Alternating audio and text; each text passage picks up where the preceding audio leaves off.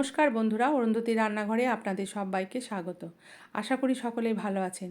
আজকের রেসিপি ডাঁটা কুমড়োর তরকারি। গরমকালে কিন্তু এই রেসিপিটা খেতে খুব ভালো লাগে। দু এক রকম সবজি এর মধ্যে দিয়ে সত্যি এটা একটা অসাধারণ রেসিপি। আর গরমকালে ঠান্ডা ঠান্ডা এই তরকারিটা খেতে বেশ ভালো লাগে। রান্নাটা আমি কীভাবে বানিয়েছি সেটা দেখাই। এখানে আমি কিছুটা কুমড়ো কেটে নিয়েছি, কয়েকটা ডাঁটা টুকরো করে কেটে নিয়েছি, একটা টমেটো, একটা বড় সাইজের আলু, অল্প একটু বেগুন আর 2-3টে মতো পটল আর ধনেপাতা, এগুলো সমস্ত কেটে নিয়েছি। আর এদিকে গ্যাসের মধ্যে কড়াইটা বসিয়ে দিয়ে তারপরে আমি এখানে পরিমাণ মতো তেল দিয়ে দিলাম।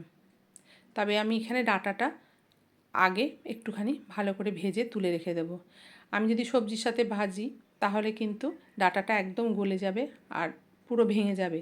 সেই জন্য আমি এটাকে একটু আলাদা করে ভেজে নিয়ে এটাকে তুলে রাখবো। আর যে সবজিগুলো আছে সেগুলোকে আমি একসাথেই ভাজবো। এখানে আমি গোটা জিরে আর এখানে শুকনো লঙ্কা আর একটু তেজপাতা ফোড়ন দিয়ে দিলাম। এবার এখানে সবজিগুলো সব দিয়ে দেবো। আপনারা চাইলে এই সবজিগুলো আলাদা আলাদা করে ভাজতে পারেন, তবে আমি আলাদা করে ভাজবো না, এটাকে একসাথেই ভাজবো। নিরামিষ দিনে কিন্তু এই রান্নাটা অবশ্যই আপনারা বানাতে পারেন, খেতে কিন্তু খুব ভালো লাগে।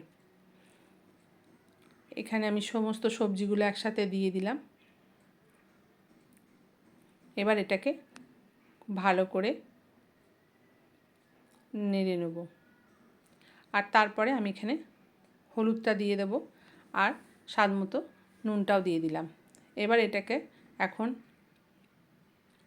ভালো করে ভেজে নেব। আর এর মধ্যে আমি কোনো জল দেব না, সেই জন্য এই সবজির জল থেকেই কিন্তু এটা রান্না হবে। ওটা ভালো করে ভাজা হয়ে গেছে আর এখানে আমি একটুখানি কাঁচা লঙ্কা আর আদা বাটা দিয়ে দিলাম। এবার এটাকে ভালো করে কষিয়ে নেব। আর এদিকে আমি ধনেপাতাটাও দিয়ে দিলাম। এবার দিয়ে এটাকে খুব ভালো করে অনেকক্ষণ ধরে, যাতে আদা গন্ধটা একদম চলে যায়। যদিও কষাতে কষাতে এই মশলাটা ভাজা হয়ে যাবে, তাও আগে আমি এটাকে এভাবে ভেজে নেব। আর এদিকে আমি টমেটোটাও দিয়ে দিলাম। দিয়ে এবার আমি এটাকে এখন অনেকক্ষণ ধরে ভেজে নেব। আর এখন মিষ্টিটা দেব না যতক্ষণ না সবজিগুলো সেদ্ধ হচ্ছে। সবজি থেকে কিন্তু অনেকটাই জল বেরিয়ে গেছে আর সবজিগুলো সেদ্ধ মোটামুটি হয়ে গেছে।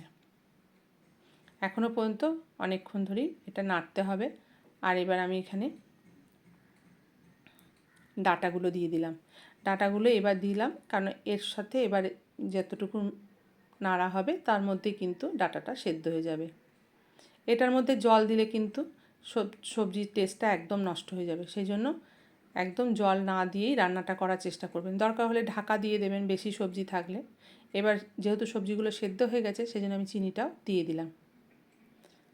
এবার এটাকে ভালো করে আর একটু কিছুক্ষণ হতে দেব। দেখুন রান্নাটা পুরো আমার কমপ্লিট হয়ে গেছে আর সবজিগুলো একদম পুরো সেদ্ধ হয়ে মাখা হয়ে গেছে। আর এদিকে আমি একটুও কিন্তু সবজিটার মধ্যে জল দিইনি।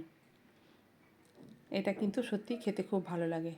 এবার আমি ওপর থেকে একটুখানি ভাজা মশলা মানে জিরে ধনে আর লঙ্কা, এটাকে একটু ভাজা যেটা আমি করে রেখে দিই সেটা একটু ওপর থেকে ছড়িয়ে দিলাম। এটাতে কিন্তু এর টেস্টটা খুব ভালো হবে। দেখুন সবজিটা দেখতেও খুব ভালো হয়েছে, খুব খেতেও খুব টেস্টি হয়েছে। আমার ভিডিওটা যদি আপনাদের ভালো লেগে থাকে তাহলে অবশ্যই একটা লাইক কমেন্ট শেয়ার এবং চ্যানেলটিকে সাবস্ক্রাইব করে দেবেন। পাশে থাকা বেল আইকনটা প্রেস করে দেবেন, সবার আগে নোটিফিকেশনটা আপনার কাছে যাবে। ভালো থাকবেন, সুস্থ থাকবেন। দেখা হবে নতুন একটা রান্নার ভিডিও নিয়ে। ধন্যবাদ।